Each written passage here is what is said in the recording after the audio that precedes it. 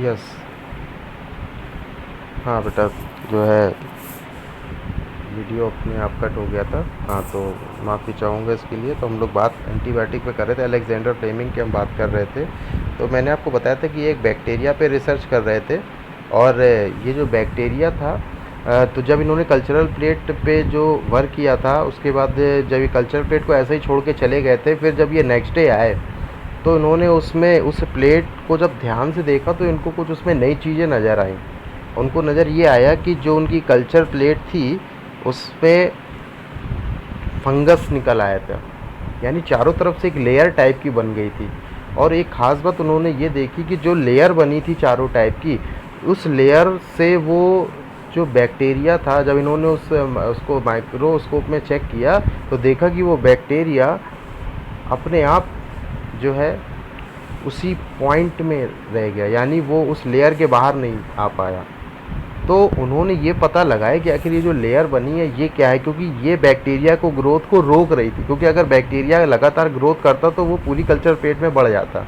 But उन्होंने देखा कि जहाँ जहाँ ये लेयर थी वो बैक्टीरिया उसके अंदर ही ग्रो कर पाया है, वो उसके बाहर ग्रो नहीं कर पाया है। और जैसे जैसे वो पार्ट बढ़ता जा रहा है, बैक्टीरिया वहाँ से अपने आप ख़त्म होता जा रहा है। तो जब उन्होंने देखा कि आखिर ये चीज़ क्या है, तब फिर उन्होंने पता लगाया कि ये क्या है, फंगस का टाइप है, जिसको उन्होंने बोला कि ये पेनिसिलियम है। और देखिएगा बेटा, कमाल की बात क्या है कि यही पेनिसिलियम, अब क्योंकि अब उनको पता चल गया कि ये जो फंगस है ये बैक्टीरिया को किल कर रहा है, और इसी वजह से एक नई चीज़ जो है डिस्कवर हो गई, जिसको हम लोगों ने बोल दिया कि ये एंटीबायोटिक है और ये बैक्टीरिया को किल करती है, जिसको हम लोगों ने नाम दे दिया पेनिसिलिन। तो याद रखिएगा, ये जो पेनिसिलिन है ये अलेक्जेंडर फ्लेमिंग ने जो है डिस्कवर करी थी, बट इनका मोटो इसको डिस्कवर करने का नहीं था, ये अचानक ही डिस्कवर हो गई थी। ठीक है, तो बेटा ये आपकी फंगस से हुई थी, ठीक है, जिसका नाम है पेनिसिलिन। ओके, चलिएगा, तो हम लोग आगे बात करते हैं। और भी ऐसे बहुत सारे बेटा एंटीबायोटिक्स हैं, आपको ऐसा ज़रूरी नहीं है कि एंटीबायोटिक्स सिर्फ जो है फंगस से ही, बैक्टीरिया से भी डेवलप की आती है, क्लोरेल जो है एल्गी से भी डेवलप की आती है। एक नाम और बताऊंगा, एल्गी से भी फर्स्ट एंटीबायोटिक डेवलप करी गई थी, जो उसे एल्गी का नाम है क्लोरेला एल्गी है, जिससे क्लोरेलिन जो है एंटीबायोटिक डेवलप की गई थी। ये आप लोग नोट डाउन कर लीजिएगा, ठीक है। तो पहली एंटीबायोटिक जो फंगस से की गई थी पेनिसिलिन, फर्स्ट एंटीबायोटिक जो एल्गी से करी गई थी क्लोरेलिन, ठीक है। तो फंगस से जो की गई थी वो कौन से फंगस है, पेनिसिलियम, और जो एल्गी से की गई थी उस एल्गी का नाम था, ठीक है, क्लोरेला। ठीक है, चलेगा, तो हम लोग आगे फिर पढ़ते हैं।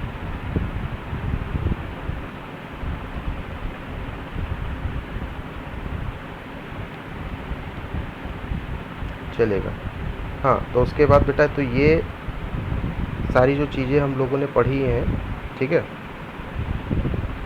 ये सारी चीज़ें बेटा बहुत इंपॉर्टेंट है, ठीक है। तो आपको इन साइंटिस्ट के नेम भी याद रखते हैं, ठीक है, कौन कौन सी एंटीबायोटिक्स हैं, उन 2-3 एंटीबायोटिक्स के नेम भी आपको याद होने चाहिए, ठीक है। तो इस तरह से बेटा इतनी सारी चीज़ों से जो भी है माइक्रो ऑर्गेनिज्म, इनका यूज़ मेडिकल लाइन में किया जाता है, ठीक है। अब हम लोग आगे बढ़ते हैं।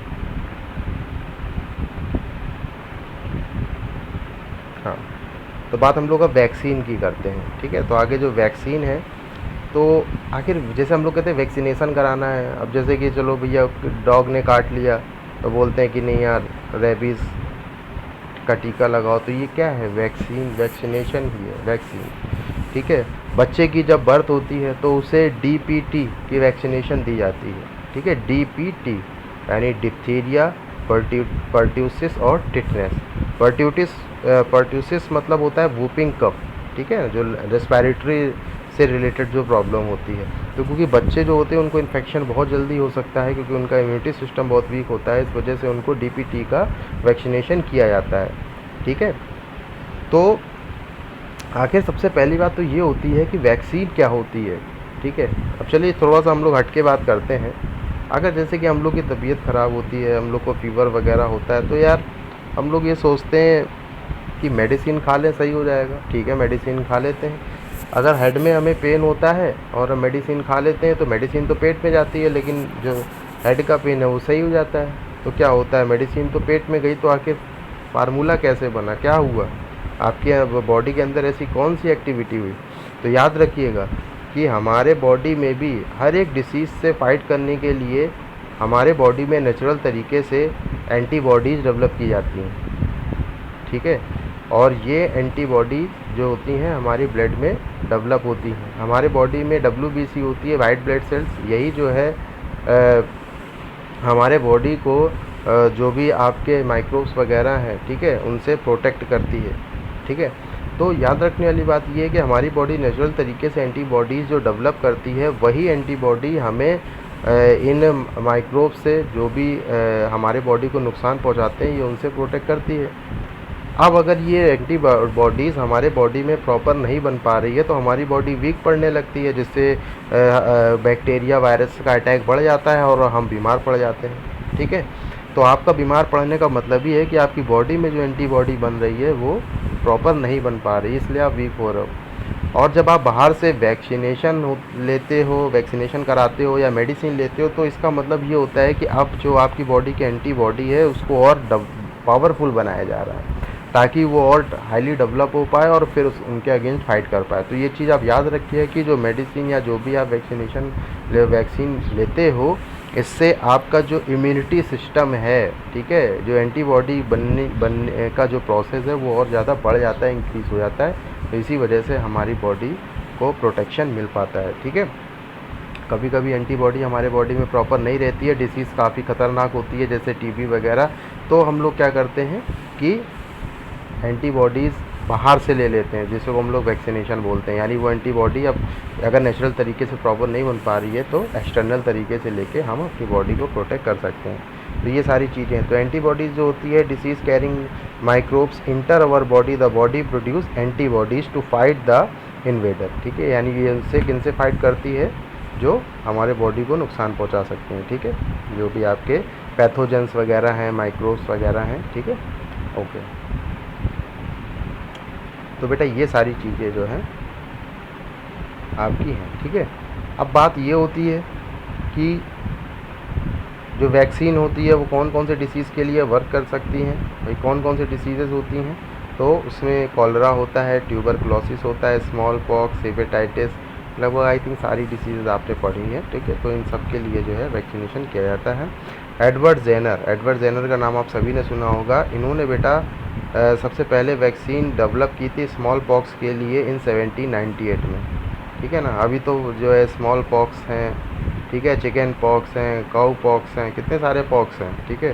तो स्मॉल पॉक्स के लिए सबसे पहले जो वैक्सीन जो है वो एडवर्ड जेनर ने डिस्कवर करी थी इन 1798 में। ये याद रखिएगा, साइंटिस्ट के नेम आपको ज़रूर याद रखने हैं, ठीक है। अच्छा, इसके अलावा बेटा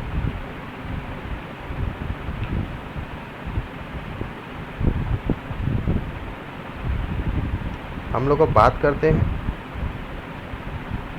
सॉइल की फर्टिलिटी की। तो जैसा कि हम लोगों ने इससे प्रीवियस क्लास में भी पढ़ लिया था कि जो सॉइल की फर्टिलिटी है वो बैक्टीरिया ही इंक्रीज़ करते हैं, क्योंकि जो बैक्टीरिया होते हैं वो एटमॉस्फेरिक नाइट्रोजन को नाइट्रेट्स की फॉर्म में कन्वर्ट कर देते हैं और सॉइल में मिक्स कर देते हैं, जिससे सॉइल में जो भी नाइट्रेट्स प्रेजेंस होती है उसे प्लांट एब्जॉर्ब करते हैं, वो अपनी ग्रोथ करते हैं, जिसकी वजह से जो सॉइल होती है वो भी फर्टाइल बनी रहती है और प्लांट भी अच्छे ग्रोथ करते हैं। इसके अलावा जो भी आपके डेड मटेरियल हैं, जो भी डेड जो ऑर्गेनिज्म हैं, ठीक है, तो वो भी लिविंग जो है या नॉन लिविंग वो डिकम्पोज कर दिए जाते हैं, ठीक है। और जो भी आपका मटेरियल है वो उसी सॉइल में मिक्स कर दिया जाता है, जिससे ह्यूमस वगैरह रेडी हो जाता है। और ये ह्यूमस जो होता है ये सॉइल की फर्टिलिटी को और भी ज़्यादा रिच कर देता है, ठीक है, रिच अमाउंट में कर देता है, जिससे प्लांट और अच्छे ग्रोथ करते हैं। तो बहुत सारी चीज़ें हैं, ठीक है। तो याद रखिएगा ये एक बायोलॉजिकल एजेंट है हमारे माइक्रो ऑर्गेनिज़म, जो हमारे जो भी एक जो अर्थ है उसको एक बैलेंस किए हुए, हमारे इस इकोसिस्टम को बैलेंस किए हुए हैं, ठीक है ना। तो ये इनका बहुत एक इम्पॉर्टेंट रोल है, ठीक है। और हमारे एनवायरनमेंट को भी क्लीन करते हैं इसमें। हमने जैसा कि आपको इससे पहले बताया था कि अगर ये हमारे जो माइक्रो ऑर्गेनिज्म हैं, अगर ये चीज़ों को डिकम्पोज नहीं करेंगे तो ये चीज़ें आप सोचिएगा ये तो एज इट इज़ ऐसे ही हमारे अर्थ में बनी रहेंगी। तो आप सोच सकते हैं कि कैसा फेज़ होगा, ठीक है ना। ये चीज़ें डिकम्पोज हो जाती हैं, अपने आप ख़त्म हो जाती हैं, सॉइल में मिक्स हो जाती हैं, तो हमारा जो इकोसिस्टम है, हमारा जो एटमॉस्फेयर है, हमारा जो एनवायरनमेंट है, ये हेल्दी रहता है, फ्रेश रहता है, ठीक है। लेकिन अगर ये एज इट इज़ ऐसे ही हमारे अर्थ में बनी रहेंगी तो ये तो और भी ज़्यादा भयानक हो जाएगा, ठीक है ना, जिससे हमारी ये अर्थ का जो बैलेंस है ये डिस्टर्ब हो सकता है, ठीक है। बहुत सारी प्रॉब्लम्स आ सकती हैं, ठीक है ना। इस वजह से बहुत इम्पोर्टेंट फंक्शन है इसका।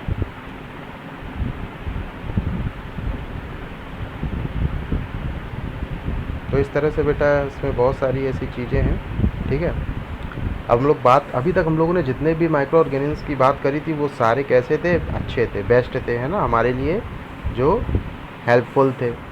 अब हम लोग बात करते हैं हार्मफुल माइक्रो ऑर्गेनिज्म की। अभी हम लोगों ने फ्रेंडली वाले की बात करी थी, जो फ्रेंड थे हमारे। अब जो हमारे दुश्मन है, ठीक है, हार्मफुल माइक्रो, उनकी बात करते हैं। तो याद रखिएगा जो भी हार्मफुल माइक्रो ऑर्गेनिज्म होंगे उनको हम पैथोजेंस से बुलाते हैं, यानी उन्हें हम पैथोजेंस बोलते हैं। पैथोजेंस वो होते हैं जो है डिसीज़ कॉजिंग माइक्रो ऑर्गेनिज्म होते हैं। डिसीज़ कॉजिंग माइक्रो ऑर्गेनिज्म यानी कि वो डिसीज़ कैरी करते हैं, ठीक है। अब वो चाहे बैक्टीरिया हो, वायरस हो, फंगस हो, ठीक है, ये डिसीज़ कैरी जो करते हैं यही पैथोजेंस कहलाते हैं। तो याद रखिए अगर पैथोजेंस नाम आ जाए तो समझ जाइएगा ये हार्मफुल माइक्रो ऑर्गेनिज्म है, क्योंकि इनसे सिर्फ डिसीज़ हो सकती है, ठीक है। और some micro organism spoil food, clothing and leather, ठीक है। बहुत सारे ऐसे माइक्रो ऑर्गेनिज्म हैं जो फूड को स्पॉइल कर देते हैं, क्लॉथिंग, लेदर, ये सारी चीज़ें। तो हम लोग सब इनके बारे में अभी डिस्कस करेंगे। तो सबसे पहला हम लोग पढ़ते हैं disease causing micro organism in humans, ठीक है। तो सबसे पहले ह्यूमंस की हम लोग बात करते हैं, क्योंकि अपने बारे में तो सबको बहुत अच्छे से पता होना चाहिए कि ऐसे कौन कौन सी डिसीज़ेज़ हैं जो माइक्रो ऑर्गेनिज्म से फैलती हैं। तो प्रेजेंट टाइम में तो कोरोना चल ही रहा है, कोविड-19, ठीक है ना, उससे तो आप सब लोग बेहतर जानते ही हैं। और इसके अलावा हम लोग बात करते हैं बेटा, नॉर्मल सी बात करते हैं। अब जैसे कोरोना है, ये अब बोलते हैं मास्क लगा के चलो, तो मास्क लगा के क्यों चलो, क्योंकि भैया ये कम्युनिकेबल डिसीज़ है। अभी आप हैंड शेक करोगे या किसी से कम्युनिकेट करोगे तो ये ऐसे ही एक दूसरे से ट्रांसफ़र हो जाती है डिसीज़, ठीक है ना। तो इसलिए इसको हम लोग बोलते हैं कम्युनिकेबल डिसीज़, क्योंकि एक दूसरे के कम्युनिकेशन से जो फैल जाए, कांटेक्ट से फैल जाए, ये होती है कम्युनिकेबल डिसीज़। और ठीक है, कुछ होती हैं नॉन कम्युनिकेबल होती हैं, ठीक है। अब जैसे कि डायबिटीज़ है तो ये एक डिसीज़ है, नॉन कम्युनिकेबल है। ज़रूरी क्या सामने वाले को है तो मुझे हो जाए, ऐसा नहीं है। लेकिन हाँ, अगर सामने वाले को जो है कफ है, कोल्ड कफ है, तो ये हमें हो सकता है। तो ये सारी कम्युनिकेबल डिसीज़ में आते हैं। तो डिसीज़ेज़ भी दो टाइप की होती है, कम्युनिकेबल और नॉन कम्युनिकेबल। तो आप समझ गए होंगे, ठीक है ना, ओके। तो अब ऐसी बहुत सारी बेटा इसमें पैथोजेंस से रिलेटेड डिसीज़, अब जैसे कि हम लोग बात करें कि हम लोग रेस्पायरेशन करते हैं, ठीक है भाई, एयर के कांटेक्ट में रहते हैं, तो एयर का हेल्थ फ्रेश होना बहुत ज़रूरी है। अगर एयर में इस तरह के बैक्टीरिया, वायरस होंगे तो वो हमारे रेस्पायरेटरी सिस्टम के थ्रू हमारे लंग्स में इंटर कर जाएंगे, ठीक है, नॉस्ट्रल्स के थ्रू हमारे लंग्स में इंटर कर जाएंगे और धीरे धीरे हमारी बॉडी को इन्फेक्टेड कर देंगे, ठीक है। हम लोग जो फूड खाते हैं तो फूड का भी फ्रेश होना बहुत ज़रूरी है, न्यूट्रिटिव होना बहुत ज़रूरी है। अब सोचिएगा कि फूड अगर स्पॉइल है तो भाई वो हमारे सीधे पेट में, स्टमक में जाएगा और फूड पॉइजनिंग कर देगा, ठीक है। तो इनमें सब में बेटा बैक्टीरिया, वायरस यानी जो भी माइक्रो पैथोजेंस हैं उनका रोल बहुत ही ज़्यादा है। वैसे बहुत सारी बेटा डिसीज़ेज है, ठीक है।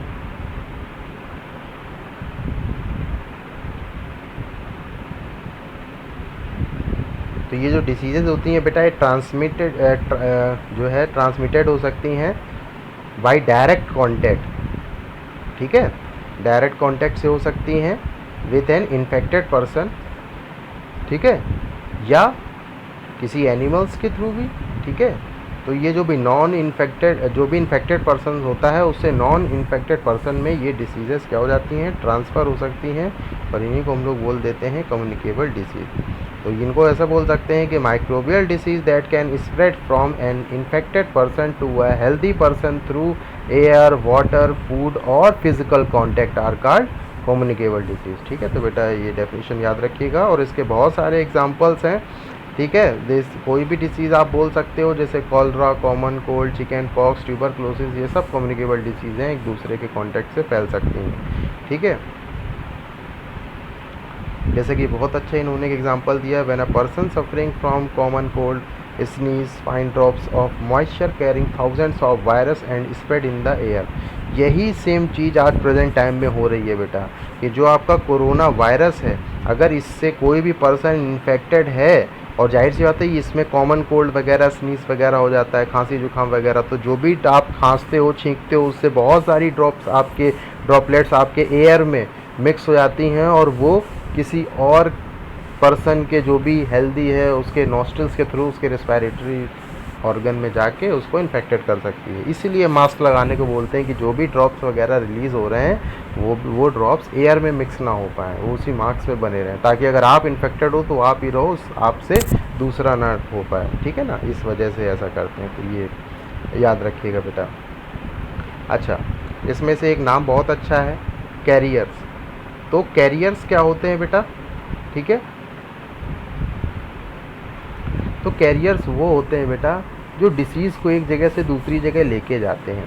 ठीक है, उनको बोलते हैं कैरियर्स। अब जैसे कि हम लोग सीधी सी बात करें कि हाउस फ्लाई है, ठीक है ना, तो हाउस फ्लाई पहले किसी स्पॉइल्ड चीज़ में बैठी, स्पॉइल्ड फूड पे बैठी मान लीजिए, ठीक है, अब आप कुछ खा पी रहे हो, वो सीधे आके वहाँ बैठ गई, तो जो जर्म्स उसके लेग्स वगैरह में हैं, हेयर वगैरह में हैं, वो आपके फूड में ट्रांसफ़र हो गए। अब आप अगर उसे खाओगे तो वो स्टमक में जाएगा, वहाँ इन्फेक्शन कर देगा, आप बीमार पड़ जाओगे, है ना। तो इसको क्या हमने बोला? कैरियर्स बोला। यानी आप डिसीज़ लेके नहीं आए हो, डिसीज़ वो लेके वहाँ से आया है और ट्रांसफ़र कर दिया, तो ये होगा कैरियर जो डिसीज़ को कैरी करके चले। ठीक है ना।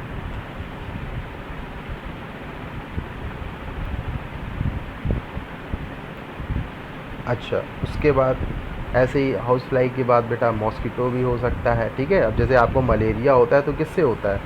मॉस्किटो ही कैरियर का काम करता है। ठीक है ना, वही बाइट करता है। अब सब पता चले आपको मलेरिया है, बाइट किया, फिर किसी और को कर दिया, तो इससे जो है इन्फेक्शन फैल जाता है। ठीक है, तो ये सब कैरियर का काम करते हैं, एग्जाम्पल याद रखिएगा। ठीक है,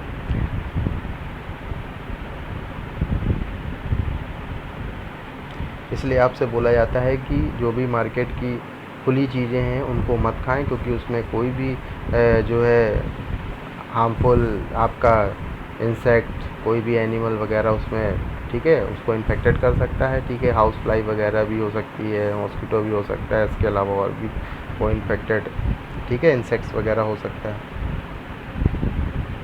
तो ऐसी चीज़ों को हमें अवॉइड करना चाहिए। अनकवर्ड आइटम्स को, फूड को हमें, ठीक है, हीट नहीं करना चाहिए। ठीक है। अच्छा, चलिए एक हम बात और बताते हैं। जैसे कि हम लोगों ने बात करी थी मलेरिया डिसीज़ की, तो आपको एक चीज़ बेटा याद रखना है कि जो मलेरिया डिसीज़ है ये एक प्रोटोजोअन डिसीज़ है। ठीक है, ये जो डिसीज़ है ये प्रोटोजोअन है। जबकि आप सोचोगे कि क्यों सर, ये तो फैला तो इसको मॉस्किटो रहा है। ठीक है, तो ये तो डिसीज़ इंसेक्ट्स के थ्रू फैलनी चाहिए। ठीक है, इंसेक्ट्स के थ्रू होनी चाहिए डिसीज़, लेकिन ऐसा नहीं है, क्योंकि जो आपका मॉस्किटो है वो सिर्फ कैरियर का काम कर रहा है, यानी डिसीज़ को एक जगह से दूसरी जगह ट्रांसफ़र कर रहा है, बाकी डिसीज़ उसकी वजह से नहीं हो रही है। ठीक है, क्योंकि एक चीज़ याद रखिएगा, मॉस्किटो, क्योंकि देखो हर मच्छर के काटने से बेटा मलेरिया नहीं होता है, तो आखिर ऐसे कौन सा मच्छर है जिसके काटने से मलेरिया होता है? तो उस मच्छर का टाइप है फीमेल एनाफिलीज।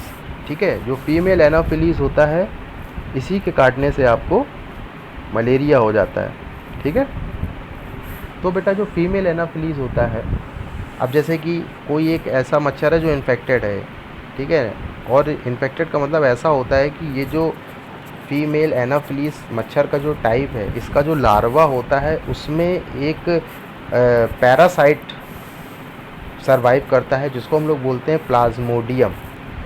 और ये जो प्लाज्मोडियम पैरासाइट है ये प्रोटोजोअन एनिमल है। जिसमें हम लोग अमीबा वगैरह पढ़ते थे, ये उसी जो है फाइलम का एनिमल है।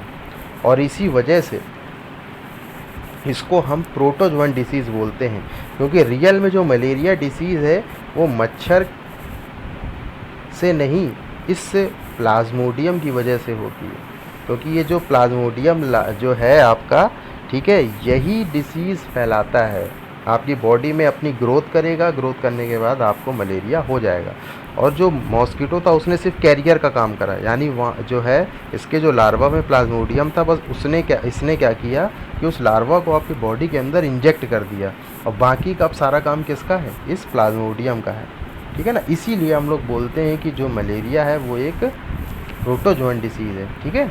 और मॉस्किटो सिर्फ कैरियर है, नाम याद रखिएगा फीमेल एनाफिलीज, क्योंकि और भी बहुत सारे हैं। अब जैसे कि हम लोग बात करेंगे कि अगर डेंगू आपको हो गया है तो डेंगू ये कौन से, इस अब ज़रूरी नहीं कि डेंगू भी फीमेल एनाफिलीज से हो, डेंगू आपका हो सकता है वो होता है आपका फीमेल एडीज़। ये मॉस्किटो के सब वैरायटी हैं, इनको याद रखिएगा, फीमेल एडीज़ जो मॉस्किटो है इससे होता है आपको डेंगू बेटा। और ये जो डेंगू है ये एक वायरल डिसीज़ है, ठीक है ना, ये वायरल है, ये प्रोटोजोन में नहीं आता है, ठीक है, क्योंकि इसमें जो क्या बोलते हैं पैरासाइट होता है वो वायरल होता है, ठीक है। तो इस तरह से, और इसीलिए बोलते हैं कि अपने घरों के आसपास वाटर जहाँ भी कलेक्ट हो तो उसको कलेक्ट नहीं होने देना चाहिए, ठीक है ना, क्योंकि इनकी जो भी ब्रीड हैं वो वाटर में ही जो है अपनी ग्रोथ करती हैं, ठीक है, वाटर में ही सर्वाइव करती हैं। तो इस वजह से कूलर वगैरह हो या टायर हो, फ्लावर पॉट हो, यानी कहीं भी वाटर अगर कलेक्ट हो रहा है काफ़ी टाइम हो गया तो उसे तुरंत आप निकाल दें, ठीक है, जिससे कि ये सारे इंसेक्ट्स जो हैं उसमें ग्रोथ ना कर पाएँ, जिससे आप जो है डिसीज़ फ्री रहोगे, ठीक है। अब इसमें बेटा एक देखिएगा टेबल बनी हुई है, इसमें काफ़ी इंपॉर्टेंट टेबल है, देखिएगा इसमें ह्यूमन डिसीज़ यानी ह्यूमन कौन कौन सी डिसीज़ेज़ हैं और कौन कौन से माइक्रो ऑर्गेनिज्म से होती है, ठीक है, इनका मोड जो है ट्रांसमिशन का वो क्या है, और कुछ इनके प्रेजेंटिव मीजर्स हैं, ठीक है। तो किस तरह से जो है, तो ट्यूबरक्लोसिस देखो आपको बेटा नाम याद होने चाहिए, देखो बैक्टीरियल डिसीज़ अलग होती हैं, वायरल डिसीज़ अलग होती हैं, प्रोटोजोअन डिसीज़ अलग होती हैं, ठीक है, वॉर्म डिसीज़ अलग होती हैं, तो बहुत फंगल डिसीज़ अलग, तो ये बहुत सारी डिसीज़ है, तो इनके आपको पता होना चाहिए, कम से कम डिसीज़ के ही नेम याद रखो, बाद में आप ये याद रखना कि कौन सी बैक्टीरियल होती है कौन सी वायरल, ठीक है। जैसे tuberculosis, measles, chicken pox, polio. Tuberculosis bacterial है, मीज़ल्स वायरस है, ठीक है। मीज़ल्स वगैरह की डिसीज़ आपने सुनी होगी कि जो गर्दन के पास में स्वेलिंग आ जाती है, ठीक है ना, दोनों साइड भी हो सकती है, ठीक है, ये वायरल होती है। चिकन पॉक्स जानते हो, पोलियो, ये सब वायरल डिसीज़ है, इनका जो ट्रांसमिशन होता है एयर, ठीक है, और वाटर, ठीक है। उसके बाद कॉलरा है, बैक्टीरियल टाइफाइड बैक्टीरिया, ठीक है, ठीक है। जैसे कॉलरा का होता है कौन से बैक्टीरिया से होता है, विब्रियो कॉलरा, ठीक है, ये कॉमन से बैक्टीरिया होता है, ठीक है। तो और जो तुम्हारा ट्यूबरकुलोसिस होता है, टीबी, वो किससे होता है, माइकोबैक्टीरियम ट्यूबरकुलोसिस। तो बेटा अभी आप क्लास 8th में हो, इसलिए मतलब इतना भी ज़्यादा डीप ना हो जाए कि आपको थोड़ी सी प्रॉब्लम हो, तो फ़िलहाल अभी जितना है उतना ही पढ़ा देते हैं। अभी आपको ये याद रखने की ज़रूरत नहीं कि कौन से बैक्टीरिया से होता है कौन से, आप सिर्फ इतना याद रखो कि बैक्टीरियल कौन सी डिसीज़ है और वायरल, ठीक है। बाकी आगे जब होगा तो हम आपको उसके नेम भी लिखवा देंगे, ठीक है, नेम भी बढ़ा देंगे कि कौन से बैक्टीरिया से कौन सी होती है, वायरल से कौन से, वायरस से कौन सी डिसीज़ होती है, ठीक है। तो ये सारे बेटा टेबल आप बहुत अच्छे से पढ़ लीजिएगा, देख लीजिएगा, ठीक है। और इसके अलावा अब disease causing micro organism in animal की बात कर लेते हैं। तो एनिमल सबसे पहले देखो रॉबर्ट कोच, ठीक है, इन 1876 इन्होंने जो है डिस्कवर किया था बैक्टीरियम जिसका नाम था बैसिलस एंथ्रेसिस, ठीक है। इससे क्या हुआ था बेटा, एंथ्रेक्स डिसीज़, ठीक है। यानी इन्होंने सबसे पहले इस जो बैसिलस एंथ्रेसिस था इसको डिस्कवर किया था, जिससे एंथ्रेक्स डिसीज़ होती है। एंथ्रेक्स डिसीज़ बेटा अगर आप नहीं जानते हो तो मैं बता दे रहा हूँ, इसमें क्या होता है कि जो आपकी स्किन होती है इसमें अल्सर हो जाता है, यानी बहुत बड़े बड़े गहरे छाले हो जाते हैं, गड्ढे पड़ जाते हैं, इतने गहरे छाले होते हैं। इसके अलावा जो है स्किन में अल्सर के साथ साथ ये आपकी रेस्पिरेटरी और डाइजेस्टिव प्रॉब्लम्स भी इससे हो सकती हैं। और ये जो मेनली जो एंथ्रेक्स डिसीज़ है बेटा, ये वैसे तो ये एनिमल की डिसीज़ है, ठीक है, ये एनिमल की है, लेकिन ये आपकी ह्यूमन में भी हो सकती है। यानी जो भी ह्यूमन एनिमल्स के कांटेक्ट में है और एनिमल्स को अगर ये डिसीज़ है तो उस एनिमल से ह्यूमन को ये डिसीज़ ट्रांसमिट हो सकती है, ठीक है। तो ये चीज़ ध्यान रखने वाली है और इसको सबसे पहले डिस्कवर किया था रॉबर्ट कोच ने, ठीक है। अब प्लांट की देखो बेटा, बहुत अच्छी बात है कि हम लोगों ने एनिमल की तो याद रख ली डिसीज़, ठीक है ना, ह्यूमन में याद रख ली। अब प्लांट की भी आपको याद होनी चाहिए, देखो, ठीक है। सिट्रस कैंकर, ये प्लांट डिसीज़ का नाम है, बैक्टीरियल डिसीज़ है, ट्रांसमिशन है एयर। रस्ट ऑफ व्हीट, ये व्हीट की डिसीज़ है, ठीक है। फंगस मतलब फंगस है और मोड ऑफ ट्रांसमिशन एयर, ठीक है। फिर है plant disease yellow vein mosaic of bhindi, यानी भिंडी में होती है, ठीक है। ये भी एक वायरल डिसीज़ है और इसका ट्रांसमिशन इंसेक्ट है, ठीक है। तो इस तरह से ये ट्रांसमिट हो सकती है। अब हम लोग बात करेंगे फूड पॉइजनिंग की, ठीक है। तो आई थिंक आज के लिए इतना काफ़ी हो गया है। बस अब आपका एक लेक्चर और है और इस एक लेक्चर में आपका ये जो पूरा चैप्टर है ये द एंड हो जाएगा, ठीक है। तो फ़िलहाल एक लेक्चर के लिए हम लोग मैटर बचा के रखते हैं और आई होप बेटा आज आप लोगों ने काफ़ी कुछ सीखा होगा। बेटा इसके 2 वीडियो हैं, ठीक है। पहला वीडियो कट हो गया था गलती से, तो ये मैंने नेक्स्ट कंटिन्यू बना दिया है। तो प्लीज़ पहला वो वीडियो देखिएगा, उसके बाद ये वाला, तभी आपको चीज़ें क्लियर होंगी, ओके। तो आज के लिए बस इतना ही। Thank you, bye bye.